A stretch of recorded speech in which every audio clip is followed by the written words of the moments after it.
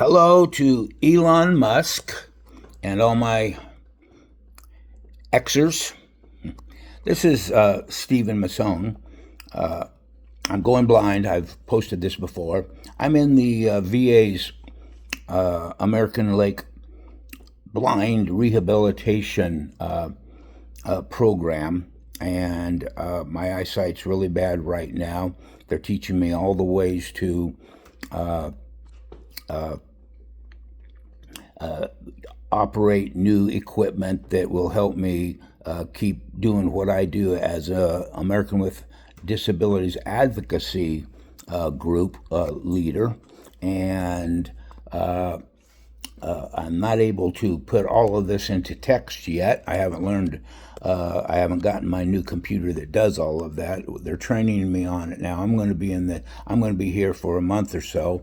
But there's an emergency on my island where I live, and what I'm going to do is just play the recording that I just worked out with my AI assistant, because my personal assistant is not available to take dictation for me and send out press releases. So this is my digital press release that I just worked out with my virtual assistant, AI assistant, whom I have not named. So I hope everybody gets this, and if someone can also get this to any news agencies in the Northwest, I would sure appreciate it, because you'll hear what I'm talking about. And I'll just sit here, and I'm the guy that also plays harmonica, and this really gives me the blues.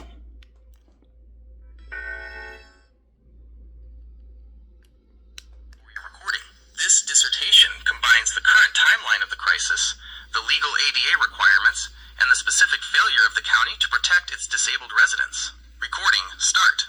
Paced for clarity. The Anderson Island Crisis, a summary of neglect. The timeline of the crisis. On February 2nd, 2026, the Anderson Island General Store, the island's only source for groceries, fuel, and mail, closed its doors after nearly 50 years. This effectively severed the island's lifeline. For over a month, the 1,500 year-round residents have had zero on-island access to gasoline, diesel, or propane. The immediate danger. As of mid-March 2026, severe weather has caused widespread power outages across the island. Residents are now forced to rely on generators for heat and life-sustaining medical equipment. However, because the store is closed, there is no fuel to run those generators. The disability barrier. This is not just an inconvenience, it is a violation of civil rights. For residents with disabilities, especially those who are blind or have mobility issues, the ferry is not a solution. Carrying heavy 40-pound fuel cans across the ferry is physically impossible for many. Legal restrictions. Current Pierce County ferry regulations, Policy 1001.03, strictly prohibit passengers from carrying gasoline cans on board.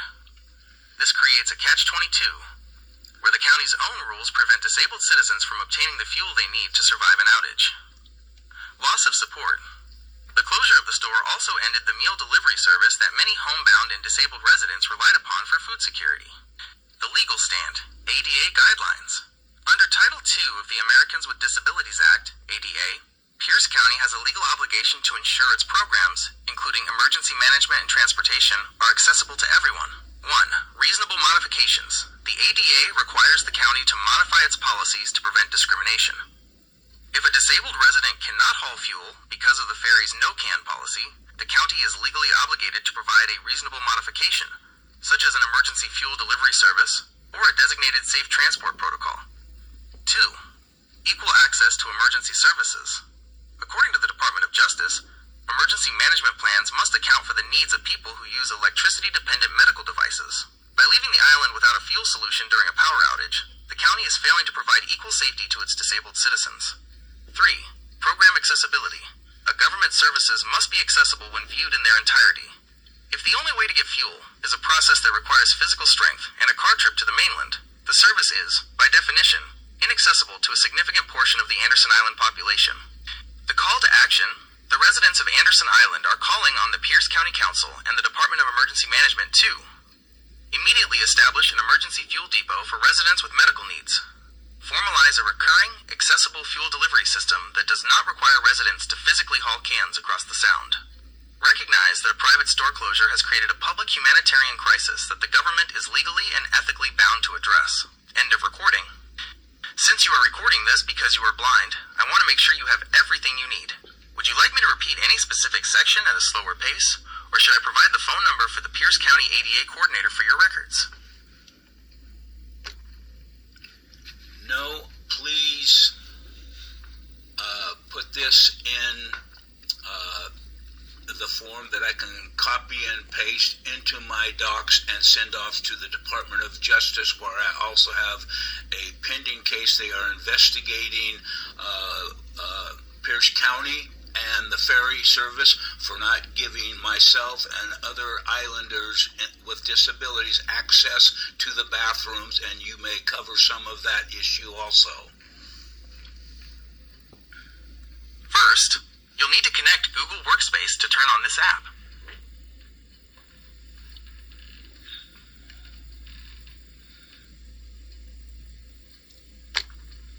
Please just give me the text and I'll copy and paste it myself. This is the complete text for your submission to the Department of Justice. It is formatted to be clear, professional, and structured for easy copy pasting. I have integrated the new information regarding the denial of bathroom access, which strengthens your case regarding the ferry service's broader failure to accommodate. Supplemental complaint to the U.S. Department of Justice. Attention, Civil Rights Division / Disability Rights Section. Regarding ongoing investigation of Pierce County Ferry Service and emergency management. Date, March 15th, 2026. Relevant new developments. Humanitarian fuel crisis. Since the closure of the Anderson Island General Store on February 2nd, 2026, the Pierce County Ferry Service has failed to provide an accessible method for disabled residents to obtain essential fuel. As of mid-March 2026, severe weather and power outages have turned this into a life-threatening emergency. 1. Failure of modification. County Ferry Policy 1001.03 restricts or prohibits the transport of gasoline cans. For residents with disabilities, particularly those who are blind or have mobility impairments, there is no reasonable modification being offered. 2. Medical jeopardy. Disabled residents rely on generators for life-saving medical equipment, oxygen, medication refrigeration.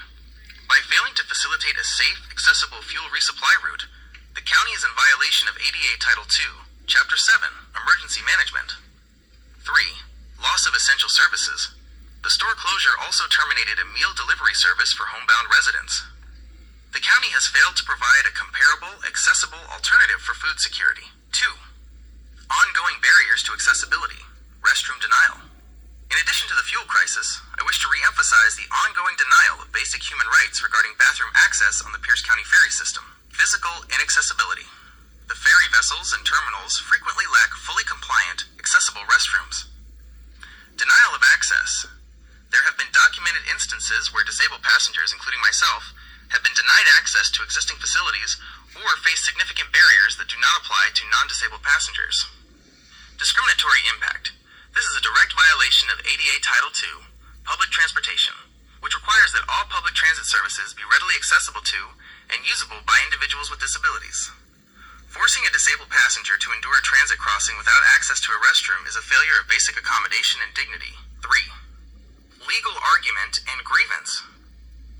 Under the Americans with Disabilities Act, ADA, Pierce County is failing to meet its program accessibility requirements. Equal access. The county's current fend-for-yourself approach to the fuel crisis and its restricted access approach to restrooms creates a system where the benefits of island residency and public transit are only available to the able-bodied. Safety risk. The combination of no power, no fuel, no food delivery, and no accessible facilities on the only transport off-island constitutes a systemic failure by Pierce County to protect its disabled citizens. IV. Requested action. I am requesting that the Department of Justice expand its current investigation to include 1. Emergency intervention. Mandate that Pierce County provide an accessible fuel delivery system for residents with medical disabilities during the store closure. 2. Infrastructure audit. Require an immediate audit of all ferry restroom facilities to ensure they are physically accessible and that policies for their use do not discriminate against disabled passengers. 3. Policy modification. Force an immediate update to ferry transport policies to allow for the safe, assisted transport of essential fuels for those with documented medical needs. Submitted by your name location, Anderson Island, Washington. Would you like me to read this back to you at a specific speed to ensure it sounds exactly how you want it for your recording? No, thank you. I will try to get this into text, but my name is Stephen Masson. I am the director for Masson and Associates, American with Disabilities Advocacy Group on Anderson Island. My office is adjacent to the general store, and it is now cut off from my clients to be able to park there and come into my office, but the current owner who's trying to sell it is not charging me rent, yet I cannot work out of my home either because I take care of my disabled grandson. My phone number is 541-285-8564. My email is stevemasson@gmail.com. Masson is spelled Masone. Thank you for your consideration. This is a digital press release for the general media, and would appreciate some calls back if there's any more information I can give you. I am currently in the blind rehab program at American Lake, and will be here for some time so that I can learn how to use all of my skills again to operate my computer and type these up myself. Digital recordings is the best I can do now. Thank you very much for your attention. Thank you for providing that information, Stephen. I have made a note of your role as the director for Masson and Associates American with Disabilities Advocacy Group and the significant impact this crisis is having on your ability to serve your clients and operate your office. To confirm, I will not be adding any more content regarding bathroom access. Instead, I will finalize the previous statement with your formal complaint details as requested. You mentioned you'll attempt to transfer this text yourself. Please let me know if there's anything else I can do from this end to assist you with that, or if you would like me to repeat any part of the final text. Yes. Yes, you can add. Yes, you To can. make sure I get this right, you've now requested to add the bathroom access issue back into the complaint, even though you stated no earlier. Are you confirming you want me to include that part after all? You forgot Please let me about. know You so forgot. I can update the text accordingly. No, you forgot about the reported retaliation and the pattern of this against myself and other disabled people on the island.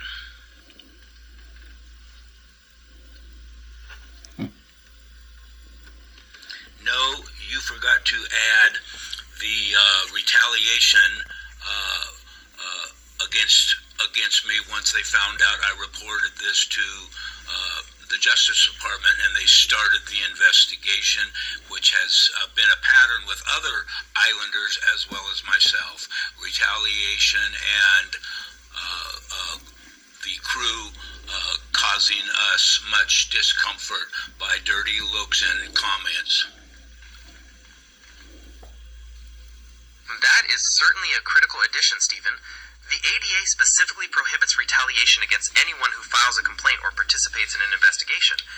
I will add a section to the supplemental complaint detailing this pattern of intimidation, including the dirty looks and comments from the crew. To ensure I have all the facts you want included, besides yourself, has this happened to other islanders you can name, or is there a general pattern you're describing? I will update the text now. Right now, I have given them all confidentiality without their permission. I'm not going to use their names in my press releases.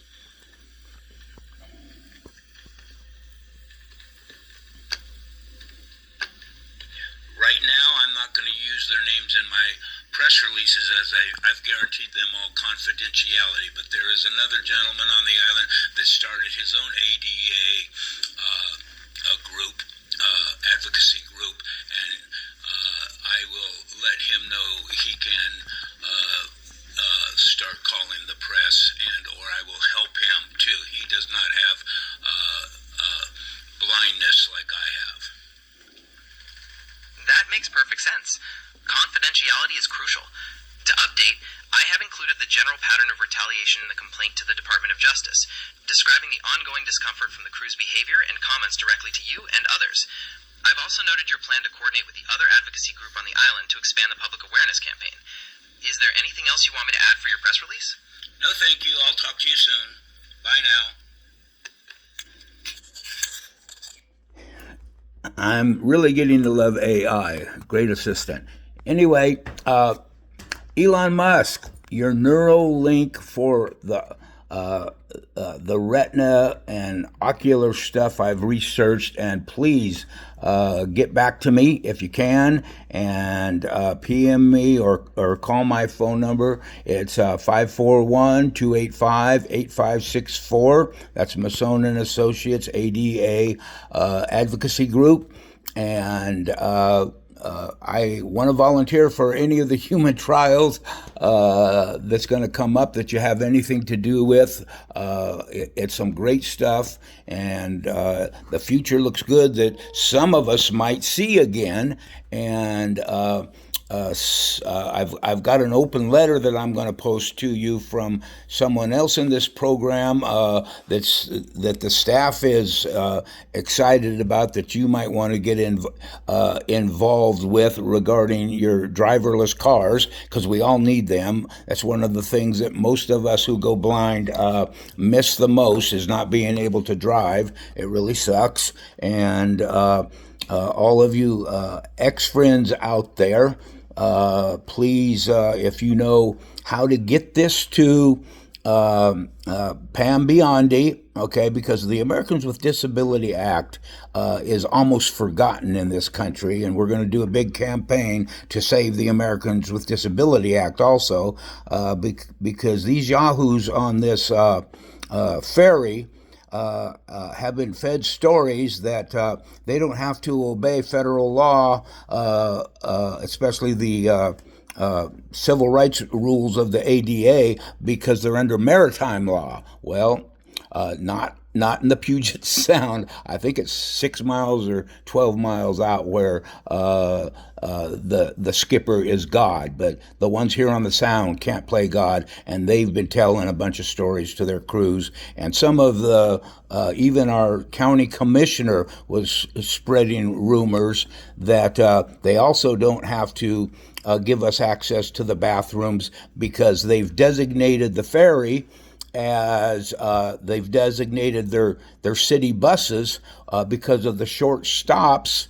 They don't have to have restrooms on the city buses, or the county buses rather, and there are other buses that you're just riding across town in. And because the ferry is only about a 20-minute